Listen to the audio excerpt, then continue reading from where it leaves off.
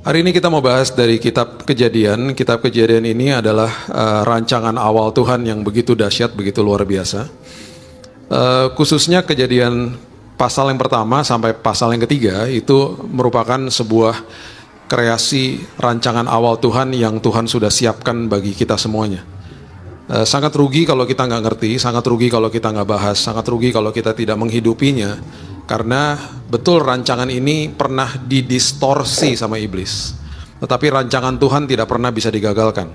Itu sebabnya ketika ada kuasa kebangkitan, bukan sekedar hanya keselamatan, pengampunan dosa saja yang diberikan, semua rancangan awal ini dikembalikan ke dalam tangan kita. Itu sebabnya kalau kita tidak hidupi, kita akhirnya kita tidak mengerti, kita ada di dalam sebuah rancangan yang begitu indah. Setiap kali kita tidak ngerti, setiap kali akhirnya kita dibutakan, akhirnya kita tidak enjoy, tidak menikmati perjalanan dengan Tuhan. Nanti satu hari kita bisa bahas tentang belajar terima dari Tuhan. Salah satu format ketaatan yang manusia seringkali tidak diajar. Betul, kalau kita diajarkan ketaatan, kita harus proaktif, kita melakukan sebaik-baiknya untuk Tuhan, memberikan yang terbaik, bahkan didengungkan dari atas mimbar, berikan yang terbaik. Sekarang bagaimana kita bisa memberikan terbaik kalau kita nggak belajar terima yang terbaik dari Tuhan? Kita nggak akan bisa kasih apa-apa kalau di dalam sini nggak ada sesuatu yang kita bisa berikan. Jadi belajar untuk terima, duduk seperti Maria di kaki Tuhan dan mendengarkan suaranya, menerima kasih karunia Tuhan, itu luar biasa. Ya. Nah itu sebabnya ketika kita mengerti ini, akhirnya hidup kita tidak akan keluar dari jalur, akhirnya maksimal. Ketika kita diciptakan Tuhan, kita dikasih oksigen. Itu atmosfer kehidupan kita. Kita maksimal di dalamnya. Ketika kita nyemplung ke air, itu bukan dunia kita. Kita memerlukan tangki oksigen di situ. Kita diciptakan di dalam terang. Sebentar kita lihat ayatnya. Kita diciptakan di dalam terang. Kita mau keluar dari situ, hidup di dalam kegelapan, bisa nggak? Bisa sih. Bisa aja. Tapi pasti nggak maksimal. Sekarang kalau lampu mati di rumah kita tiba-tiba, di dalam 1-2 menit pertama kita nggak bisa lihat apa-apa. Tetapi tiba-tiba dalam 3 menit, 4 menit kemudian mata kita terbiasa di dalam kegelapan. Kita bisa lihat pintunya di situ, jam dinding di situ, dan seterusnya. Mata kita terbiasa di dalam kegelapan. Orang Kristen bisa berjalan dalam kegelapan? Bisa. Pasti nggak maksimal tapinya. Saya punya teman yang duduk di depan saya, di kantor saya waktu itu. Teman baik saya. Waktu itu masih zaman SMS. Terus dia kasih tunjuk sama saya, gue dapat SMS nih dari cewek. Dia udah nikah. Saya bilang, jangan balas. Jangan balas, karena saya baca SMS-nya. Jangan balas. Saya nggak pernah lupa dia ngomong gini sama saya. Kan cuma lucu-lucuan aja. Itu bahasanya dia tuh, cuma lucu-lucuan aja. 1 minggu dari waktu dia balasin SMS di depan saya, 1 minggu kemudian terjadi perselingkuhan yang bertahan 12 tahun. Tiap minggu ke gereja. Hidup di dalam kegelapan, berjalan di dalam kegelapan.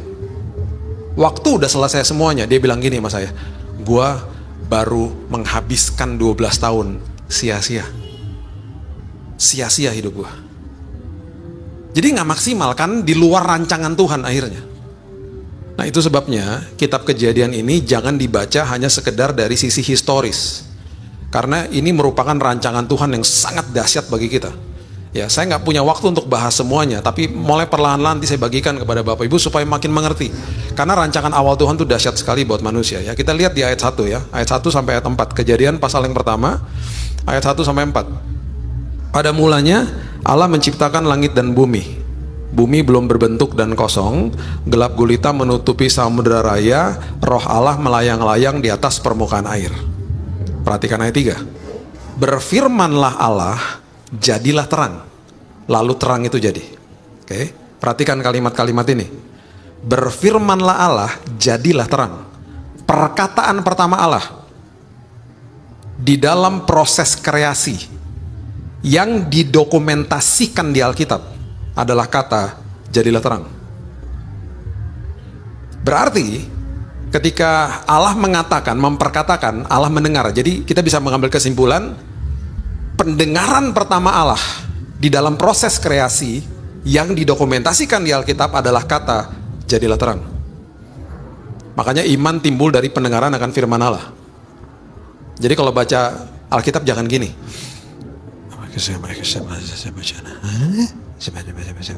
Jangan gitu, baca supaya telinga dengar. Telinga dengar, iman timbul. Iman jadi kokoh gitu loh. Pendengaran firman tuh luar biasa. Saya gak pernah lupa kejadian sama anak saya, Keaton. Keaton ini sekarang sudah 16 tahun. Waktu dia umur 5 tahun, masih di TK. Dia satu TK tuh keracunan makanan. Karena makanan bubur ayamnya rusak lah. Habis itu sekolah nggak kasih lagi catering dari sekolah, kita bawa makanan sendiri, risiko lah ya. Jadi satu sekolah keracunan makanan, ada 60 anak kalau nggak salah udah masuk UGD, dirawat karena muntaber. Termasuk anak saya. Saya taunya waktu mbak dari rumah telepon ke saya lagi di kantor. Pak, cepetan pulang. Kenapa? Ini dia muntah-muntah, buang-buang air, terus badan udah mulai panas. Istri saya nggak ada di Jakarta lagi waktu itu. Saya bergegas pulang. Sampai di rumah itu anak udah biru lah. Muka itu udah biru. Panik lah saya ngeliatin dia. Masih 5 tahun nih anak. Terus sebelum saya pergi, mbaknya bilang gini sama saya. Mbaknya bukan orang percaya. Pak, tadi saya dipegang tangan saya dan saya ditaruh di atas kepalanya dia, disuruh doain katanya. Disuruh doain, terus saya disuruh mengucap, Pak. Disuruh mengucap apa? Dalam nama Tuhan Yesus ada kesembuhan. Mbak ngomong nggak? Ya iyalah Pak, saya ketakutan. Ya saya ngomong aja gitu. Bagus Mbak, bagus. Itu imannya dia, iman anak saya. Saya nggak bawa ke UGD yang teman-temannya itu karena rame kan. Saya pergi ke tempat yang lain biar sepi, biar cepat dapat penanganan. Sampai di sana ditanganin, dikasih obat, ketiduran di ruang UGD. Dokter bilang gini, Pak kita observasi ya Pak, 1 jam aja, Bapak tunggu Pak. Kalau nggak terjadi apa-apa, panasnya turun, nggak ada muntaber selama 1 jam, pulang aja Pak. Kalau sampai terjadi, kita opname ya Pak. Oke dok, udah kita tungguin. 1 jam panasnya turun, dia terbangun, mukanya lebih kelihatan fresh. Saya pulang dong sama dia. Sampai di rumah kira-kira jam 4 sore, saya nggak balik kantor, saya ketiduran lagi sama dia dia ketiduran lagi, dan saya ikutan tidur sama dia di kamarnya dia. Kebangun jam 6:30 malam, dia kelaparan, saya kelaparan, dia makan, habis itu dia lari-larian. Satu-satunya anak yang tidak dirawat karena dalam kondisi bahaya. Ketika orang tuanya tidak ada, dia tahu kemana dia harus berseru. Kenapa dia seperti begitu? Karena selama 5 tahun setiap hari kita jejelin firman Tuhan. Kita mesbah keluarga, dia dengar firman di sini. Waktu dia di dalam kandungan pun kita ngomongin firman Tuhan. Jadi firman itu tidak akan kembali dengan sia-sia. Jadi memperkatakan firman itu dahsyat. Makanya jangan sembarangan ngomong. Ya orang tua perhatikan ini baik-baik. Ya seringkali kita ngomongnya begini sama anak kita. Kamu jangan nyebrang sembarangan, ketabrak mobil nanti. Ngutukin anak tuh namanya. Jangan digituin anaknya. Kita bisa rephrase kata-katanya. Nak, jangan nyebrang sembarangan, bahaya. Banyak orang tertabrak mobil gara-gara gitu. Beda langsung kan? Kamu jangan naik-naik sembarangan, jatuh loh ntar kamu. Jangan naik-naik sembarangan, bahaya. Banyak yang seperti begitu terjatuh. Beda langsung. Hati-hati loh dengan perkataan. Roma mengatakan kebenaran itu dekat dengan kita, ada di mulut.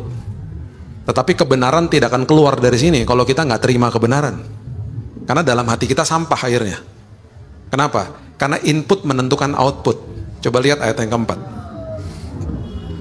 Allah melihat bahwa terang itu baik, lalu dipisahkannya terang itu dari gelap. Allah melihat bahwa terang itu baik. Jadi penglihatan pertama Allah di dalam proses kreasi yang didokumentasikan di Alkitab, terang. Semuanya terang. Nah, jadi kita bisa rangkumkan ya, penglihatan, pendengaran, dan perkataan Allah di dalam proses kreasi yang didokumentasikan di Alkitab, semuanya terang. Dan itu menjadi rancangan awal Tuhan untuk manusia. Buktinya ada di mana? Oh jelas, sekarang gini. Kita punya 5 panca indera. Mata, telinga, hidung untuk mencium, dua rasa. Rasanya dari kulit sama dari lidah. Yang paling menyerap banyak informasi, dua, mata dan telinga. Itu pintu gerbang hati. Itu kalau nggak dijaga, yang masuk sampah, keluarnya sampah. Inputnya kebenaran, keluarnya kebenaran. Keluarnya dari mana? Tindakan sama perkataan. Buktinya di mana? 2 Petrus 2 ayat 7 sampai 8. Coba lihat. 2 Petrus 2 ayat 7 sampai 8. Tetapi ia menyelamatkan Lot. Tuhan menyelamatkan Lot. Tuhan menyelamatkan kita. Orang yang benar. Kita juga orang yang benar. Sudah diselamatkan, dibenarkan, ya. Yang terus-menerus menderita oleh cara hidup orang-orang yang tak mengenal hukum dan hanya mengikuti hawa nafsu mereka saja. Menderita hidupnya. Banyak orang Kristen hidupnya menderita, tidak enjoy, tidak menikmati perjalanan sama Tuhan. Kenapa? Karena gini, sebab orang benar ini tinggal di tengah-tengah mereka, kita tinggal di tengah-tengah dunia ini, dan setiap hari apa? Melihat dan mendengar. Melihat dan mendengar perbuatan-perbuatan mereka yang jahat itu, sehingga jiwanya yang benar itu tersiksa. Gini, pribadi yang paling sulit dikalahkan bukan iblis, diri kita sendiri. Iblis sudah dikalahkan di kayu salib. Diri kita sendiri. Sekarang kalau kita nggak jaga pintu gerbang hati, kita nggak baca firman, kita nggak dengar firman, kita nggak masukin sama yang namanya makanan rohani, gimana kita bisa hidup maksimal? Waktu saya lahir baru, waktu Bapak Ibu lahir baru, yang lahir baru itu rohnya. Born again. Saya lahir baru tahun 98, waktu saya lahir baru, waktu baru lahir, yang baru lahir itu adalah rohnya, baru lahir. Jiwa saya usianya udah lebih tua daripada roh yang baru lahir ini. Lahir barunya. Jiwa saya udah penuh sampah. Di dalam jiwa tuh ada pikiran, ada kehendak, ada emosi, ada perasaan, semua di dalam sini. Itu didapat dari mana? Didapat dari panca indera, dari mata sama telinga yang menyerap informasi dan ke-download ke dalam pikiran dan hati. Sekarang bagaimana saya bisa hidup dipimpin sama roh kalau rohnya nggak dikasih makan? Supaya rohnya kuat dan bertumbuh, rohnya harus dikasih makan. Kan masih baby nih istilahnya nih, harus kasih makan. Makanya apa? Pendengaran firman Tuhan, pembacaan firman Tuhan, dengar dan lihat, dengar dan lihat. Memperkatakan firman, itu makanan buat rohnya. Makanya di kitab Korintus kalau kita baca, kita teliti 1 Korintus 1 dan 2, oh itu Paulus luar biasa jelasinnya. Dia bilang akhirnya apa? Pemberitaan salib, pemberitaan kasih karunia, kebenaran firman Tuhan akhirnya jadi kebodohan bagi banyak orang. Kenapa? Karena nilainya bertentangan dengan nilai dunia. Contoh sederhana kok, sederhana aja contohnya. Kita disakiti orang lain, sederhana. Firman Tuhan katakan harus saling mengasihi. Yang ada kita akhirnya apa? Ah, gue bodoh amat sama dia. Saya nggak katakan kita harus dekat sama semua orang ya. Banyak orang toksik, betul. Kita harus jaga jarak, betul. Tapi jangan diemin orang. Saya paling nggak setuju orang kasih silent treatment. Anak Tuhan nggak boleh gitu. Kan dikasih hati hamba, perilakunya rajani. Ketemu sama orang yang nyebelin, kita sapa duluan. Nggak disapa balik urusan dia. Kenapa? Karena firman Tuhan memberitahu kepada saya harus saling mengasihi, bukan sama seperti dia mengasihi saya, bukan. Harus saling mengasihi sama seperti Kristus mengasihi saya. Kan? Jadi susah kan ngelakuinnya? Emang susah. Karena nilai dunia mengatakan apa? Lu ngapain sapa dia duluan? Bego amat sih lo, digituin kita. Lu bego juga sih, ngapain sih lo kayak gitu? Lu cuekin aja, dunia akan ngomong gitu. Apalagi pas kita sapa terus kita nggak disapa balik, teman kita akan bilang, gue udah bilang apa? Lu yang bego. Nah, digituin kan? Di hadapan Tuhan bukan. Kita adalah orang yang lebih daripada pemenang. Itu kan dahsyat. Itu kan ngelawan diri sendiri. Dan itu kan nggak mudah. Makanya kebenaran-kebenaran ini akhirnya jadi kebodohan. Dan ini terjadi sama-sama orang Kristen. Makanya ya, ketika jadi orang Kristen, ketika terima Yesus, itu prosesnya namanya justification. Kita dibenarkan. Hari ini kita hidup, ini kita lagi menghidupi proses namanya sanctification. Dikuduskan tiap hari, pengudusan. Dikuduskan tiap hari, dimurnikan tiap hari. Sekolah kehidupan tuh namanya. Under construction tiap hari sampai Yesus datang. Diperbarui, diingetin lagi sama Tuhan. Perhatikan prinsip ini baik-baik. Terima Yesus, langsung dikasih predikat dan status anak. Kamu anak aku. Kamu ahli waris. Kamu punya hak penuh atas semua janji aku. Anak, kamu punya akses kepada aku. Dahsyat kan? Itu semua jadi percuma kalau kita nggak ambil keputusan untuk masuk ke level berikutnya. Ambil keputusan ngapain? Jadi murid. Mau dimuridkan. Bahasa aslinya matetes, orang yang belajar. Dan bukan sekedar belajar. Saya ketika baca firman, saya harus naik levelnya. Saya sekarang harus biarkan firman baca aku, supaya aku disadarkan.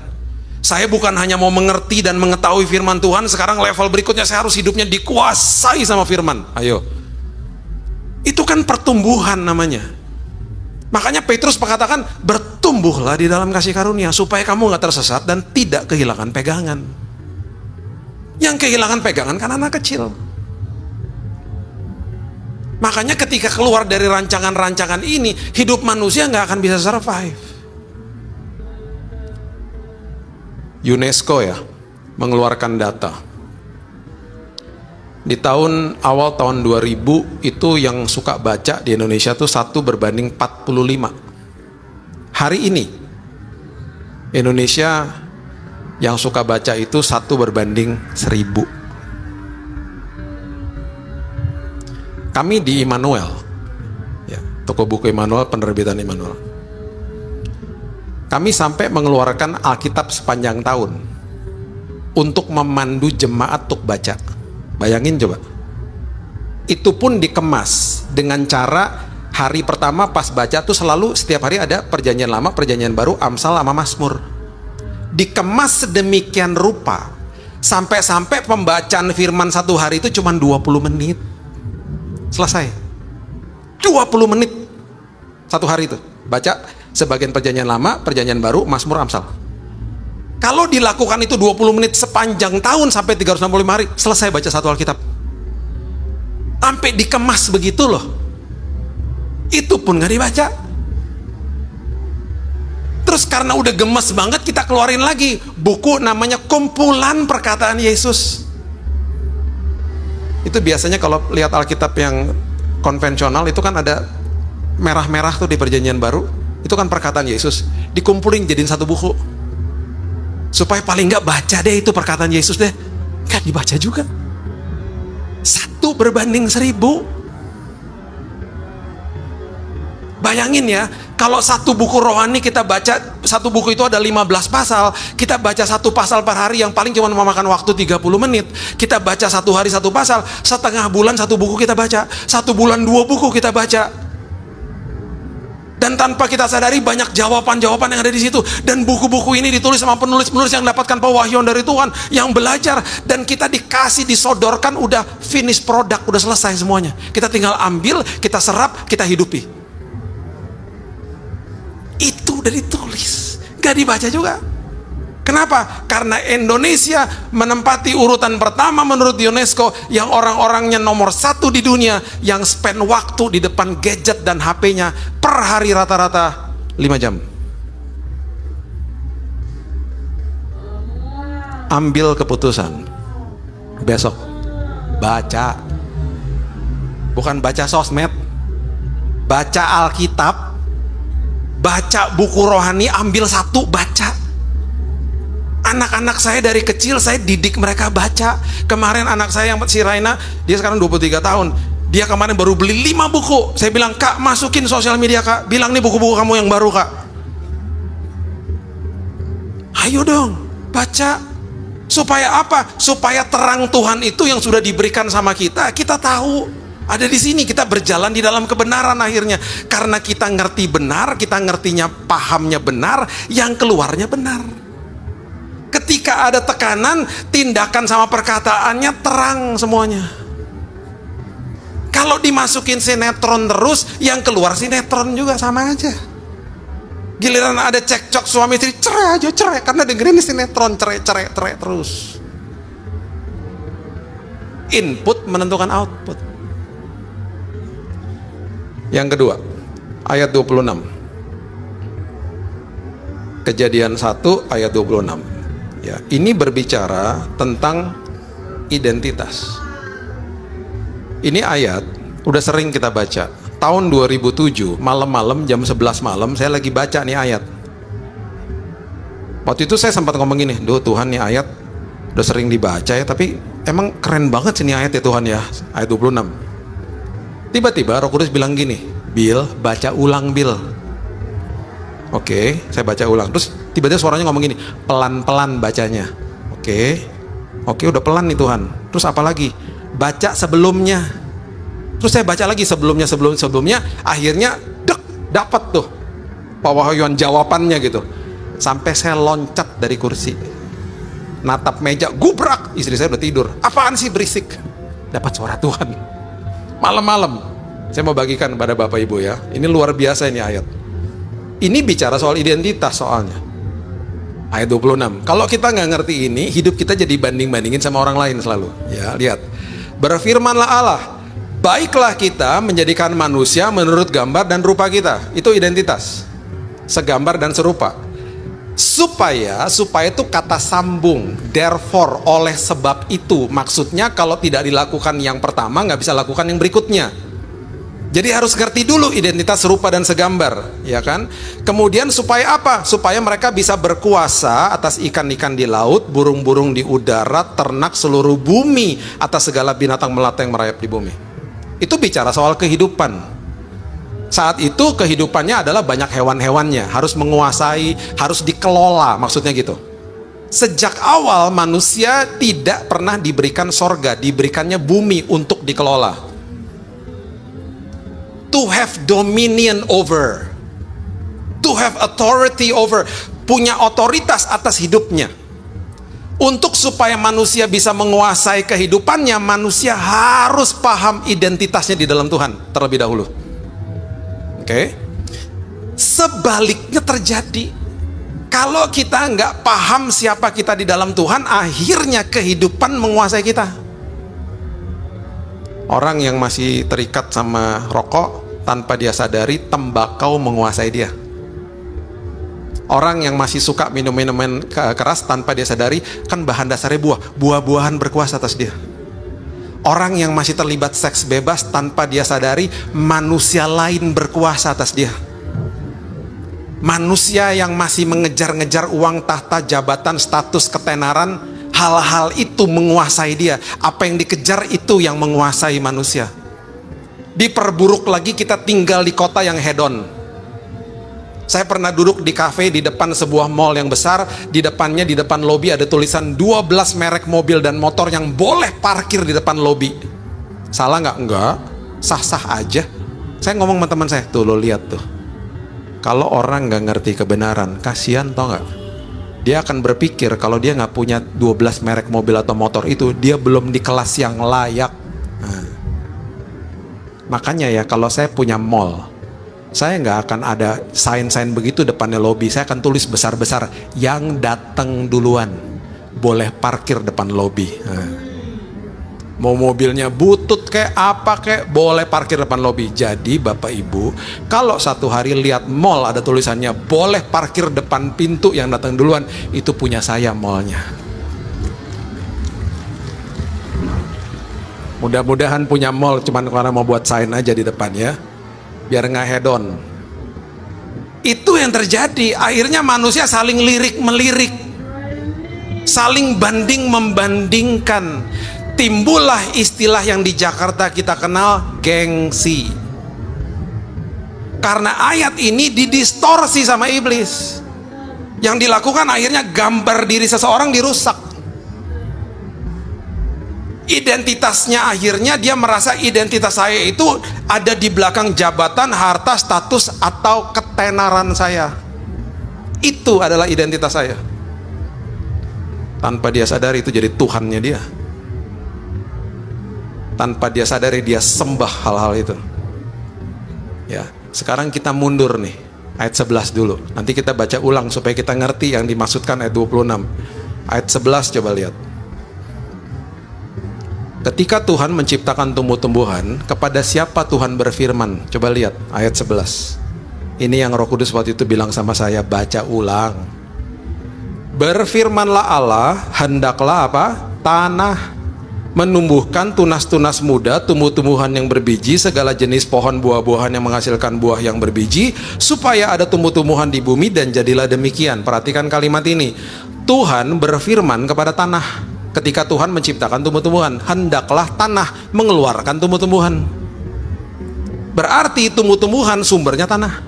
Karena Tuhan berfirman kepada tanah. Tumbuh-tumbuhan ini ketika dipisahkan dari sumbernya, mati nggak? Mati. Jadi brokoli rebus, jadi kangkung di atas meja, mati. Dipisahkan dari sumbernya karena Tuhan berfirman kepada tanah. Jadi tumbuh-tumbuhan dicabut dari tanahnya, matilah. Kepada siapa Tuhan berfirman?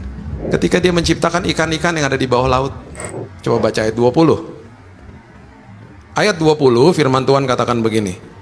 Berfirmanlah Allah, hendaklah dalam air berkeriapan makhluk yang hidup, dan hendaklah burung berterbangan di atas bumi melintasi cakrawala. Bahasa Inggrisnya dengan lebih jelas mengatakan let the water produce. Biarkan air mengeluarkan binatang-binatang ini. Tuhan berfirman kepada air. Ketika dia menciptakan binatang-binatang yang ada di bawah air. Berarti sumbernya binatang-binatang ini, ikan-ikan ini, air. Ikan dipisahkan dari sumbernya, ikan dipisahkan dari air, mati nggak? Mati. Gurame bakar, sushi. Duh, lapar gue aja tiba-tiba. Kepada siapa Tuhan berfirman ketika dia menciptakan binatang melata dan binatang liar? Coba lihat ayat 24. Ayat 24 firman Tuhan katakan begini. Berfirmanlah Allah, hendaklah apa? Bumi mengeluarkan segala jenis makhluk yang hidup, ternak, binatang melata, dan segala jenis binatang liar, dan jadilah demikian. Hendaklah siapa? Bumi. Tuhan berfirman kepada bumi supaya bumi mengeluarkan binatang melata dan binatang liar.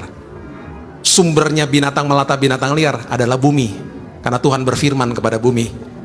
Binatang-binatang ini ketika dipisahkan dari sumbernya, dipisahkan dari habitatnya, mati nggak? Mati.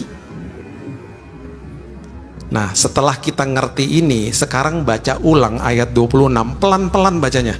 Yang bagian pertama aja. Coba lihat, ayat 26. Berfirmanlah Allah, hendaklah siapa yo? Katakan dengan keras 23, hendaklah kita. Hendaklah kita, ya, baiklah kita menjadikan manusia menurut gambar dan rupa kita. Tuhan berfirman tidak kepada tanah, bukan kepada air, bukan kepada bumi. Tuhan berfirman kepada dirinya sendiri. Baiklah kita, let us make man. Itu sebabnya sumber daripada kita adalah Tuhan. Berani-berani dipisahkan dari sumbernya, mati nggak? Mati. Nggak berfungsi. Nggak bisa berfungsi. Karena Tuhan berfirman kepada dirinya sendiri. Itu sebabnya ketika kita beli HP, kita buka boxnya, di paling atas itu ada buku manual. Baru ada HP-nya. Buku manualnya kita baca nggak? Pasti nggak baca, saya juga nggak baca. Terus kita cari-cari tahu fitur-fiturnya dari teman sama coba-coba sendiri. Hidup itu juga begitu kadang-kadang. Buku manualnya Alkitab. Manual itu artinya the man of the factory, pikiran daripada pabriknya. Semua dari situ. Karena kita nggak baca, akhirnya kita coba-coba sendiri sama nanya-nanya sama orang, jadi nggak karu-karuan hidupnya. Padahal udah dikasih buku manual. Sumber kita adalah Tuhan. Tapi Pak, kita kan diciptakan dari debu tanah. Itu bahan baku, bukan sumber. Sumbernya Tuhan. Itu arti daripada serupa dan segambar. Dahsyat. Makanya kalau ngerti itu, gambar diri kita nggak akan rusak. Kita nggak akan jadi orang-orang yang gengsi, berusaha membuktikan diri sama orang lain. Seperti teman saya yang maksain diri beli Nokia Communicator tahun 2001. Ada yang tahu Nokia Communicator? Yang ngangguk-ngangguk seumuran sama saya. Yang pada bingung apaan tuh? Pokoknya ada deh handphone namanya Nokia Communicator, bentuknya kayak batu bata. Bisa nimpuk maling berat lagi. Itu peralihan dari handphone yang hitam putih mulai masuk yang berwarna. Tahun 2001 nggak ada cicilan BCA. Yang ada kalau lo mau beli 12 juta harganya. Temen saya yang baru masuk kerjaan, masih tinggal di kos-kosan, mau beli. Saya teman baik, jadi saya tahu gajinya berapa. Lu ngapain beli gituan?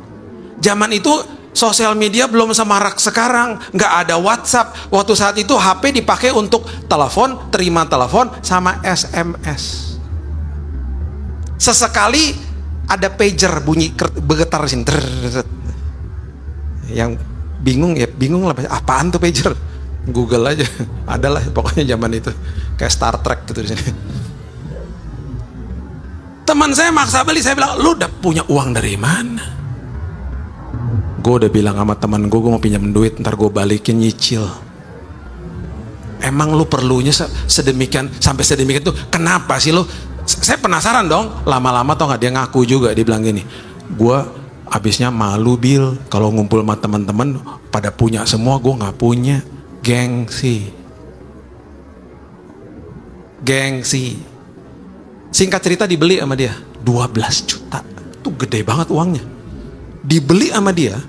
Dan waktu itu saya nggak pernah lupa, kita makan malam di Planet Hollywood, udah tutup restorannya di Gatot Subroto itu, sama teman-teman.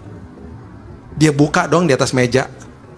Saya pertama kali juga tuh lihat Nokia Communicator, udah peralihan ada warna dikit lah gitu. Bagus juga ya. Iya Bil, makanya beli Bil, bagus Bil, ada keyboardnya lagi. Dapat SMS kling kling kling gitu.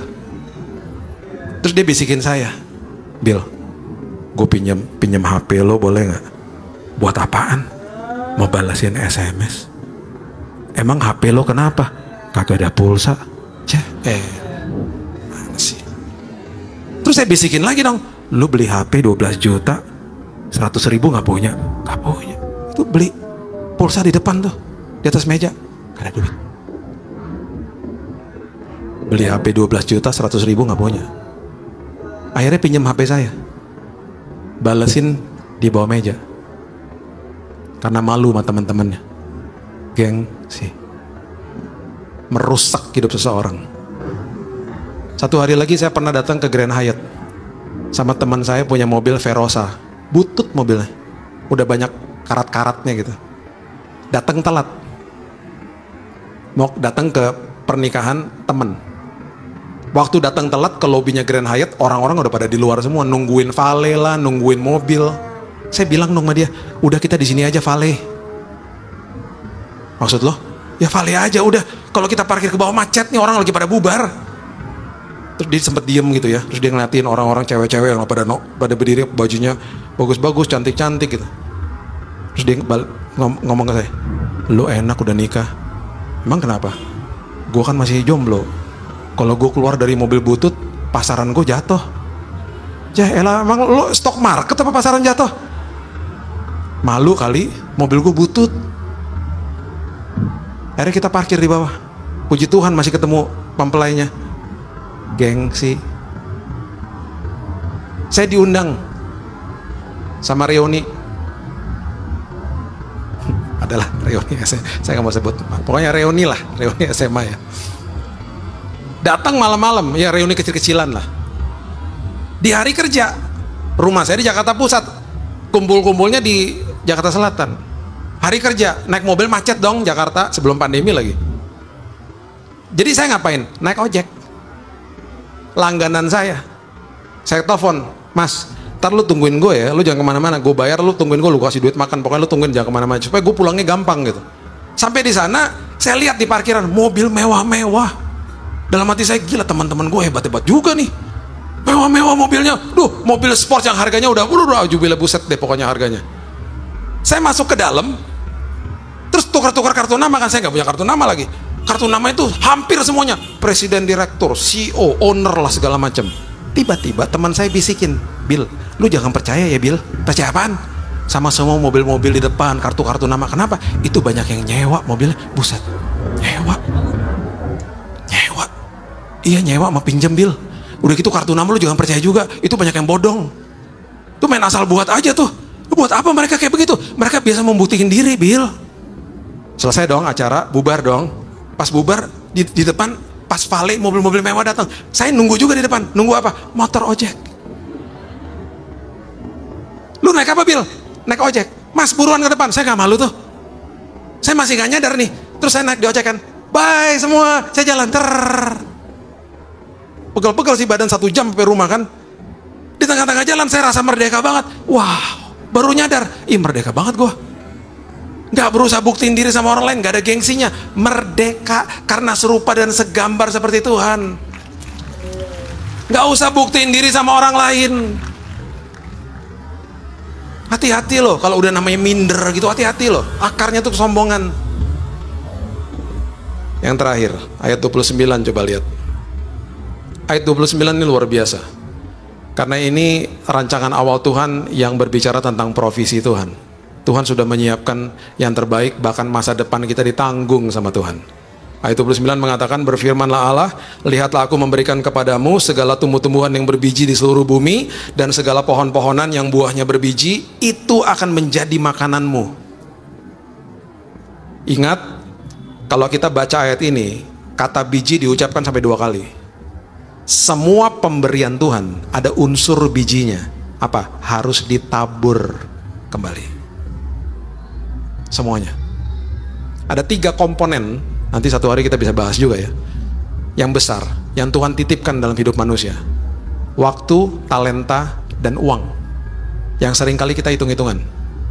Di dalam unsur yang Tuhan titipkan ini, ada unsur biji.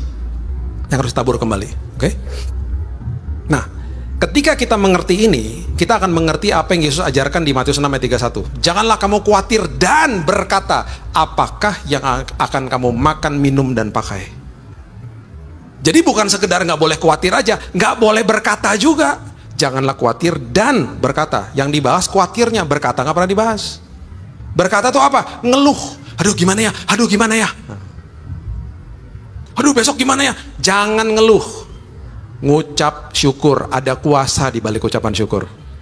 Udah mentok Pak, udah betul-betul terpojok. Tuhan suka kita dalam kondisi begitu, supaya ketika mujizat terjadi kita katakan itu semua karena Tuhan, bukan karena saya. Jadi selalu pesan-pesan saya bagi anak-anak Tuhan, nggak boleh pinjem-pinjem duit, nggak boleh. Saya nggak ngomongin KPR, nggak ngomongin kredit, nggak ya.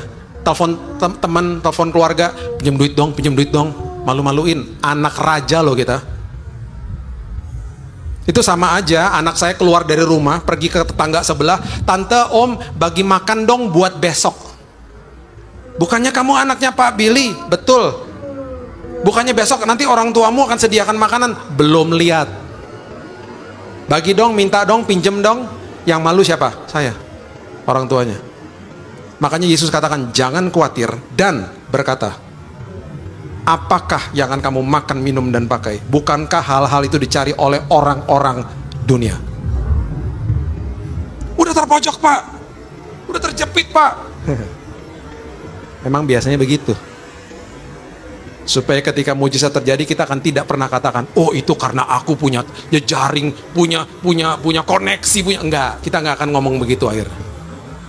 Udah ketutup Pak, itu kalau nggak Tuhan nggak mungkin Pak, pasti gitu ntar ngomongnya. Teman saya nih, di persimpangan jalan, antara dapat kontrak sinetron ratusan juta sama mau full time buat Tuhan, datang ke saya. Gimana ya Bill? Lah lu doa lah. Gimana? Doa dong. Tanya Tuhan gimana. Kalau gue ngambil full time, gue 3 bulan ke depan habis nih tabungan gue. Sementara gue punya anak lagi masih kecil. Salah satu komponen terbesar kan beli susu. Akhirnya singkat cerita, dia balik lagi, dia bilang, gue setelah puasa gue mantep Bill, gue pelayanan full time. Oke, bener, setelah 3 bulan habis tabungannya. Habis, 1 hari udah mentok nih, betul-betul mentok. Susu anaknya habis. Dia udah gak punya duit untuk beli susu anak. Jadi malam hari susunya habis, dia berdoa sama istrinya, dia bilang, Tuhan habis Tuhan. Itu ya, malam itu waktu saya tanya, itu masih jam-jam supermarket buka loh.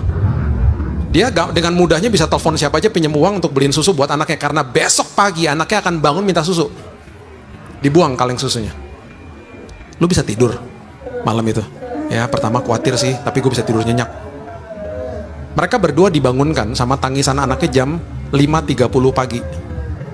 Karena anaknya nangis minta susu. Mereka udah sepakat mereka akan buatin teh manis.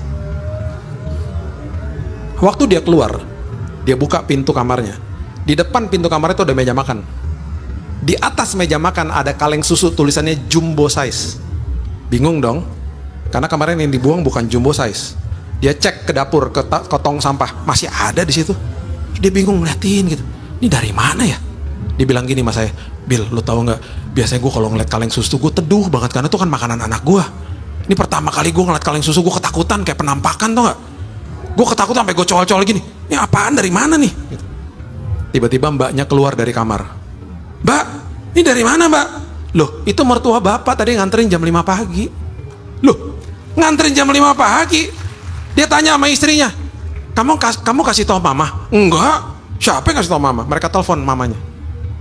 Mah, thank you ya mah, udah dibeliin susu. Kok mama tahu kita nggak punya susu? Mama nggak tahu. Terus gimana ceritanya?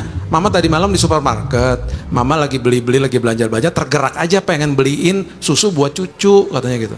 Oke. Terus kok bisa jam 5 pagi ke sini? Mama tuh ada meeting, ini kan kejadian di Jakarta ya. Mama ada meeting di Bandung jam 8. Jadi mama kan lewat tol, pagi-pagi udah harus berangkat. Nah, mau masuk pintu tol kan ngelewat rumah kamu. Sekalian aja mama dropin di situ. Tuhan tidak pernah telat. Karena sudah janjinya Tuhan. Jadi sebagai penutup, kalau ada masalah, kalau ada yang namanya sebuah ujian, seperti Yesus katakan ketika dicobai di padang gurun sampai 3 kali, dia selalu memulai kalimatnya, ada tertulis. Dan dia kutip firman Tuhan. Kalau berhadapan sama masalah, katakan, ada tertulis bahwa hari esokku sudah dijamin penuh sama Tuhan. Berikan tepuk tangan kita untuk Tuhan. Haleluya. Bapak terima kasih, mengucap syukur buat hari ini. Terima kasih Tuhan buat janji Tuhan. Terima kasih buat masa depan yang penuh pengharapan. Terima kasih Tuhan, hari ini kami belajar, kami harus jaga pintu gerbang hati kami. Kami harus Tuhan mensortir apa yang masuk. Hari ini kami belajar tentang identitas hidup kami. Sehingga hidup kami tidak membanding-bandingkan diri dengan orang lain.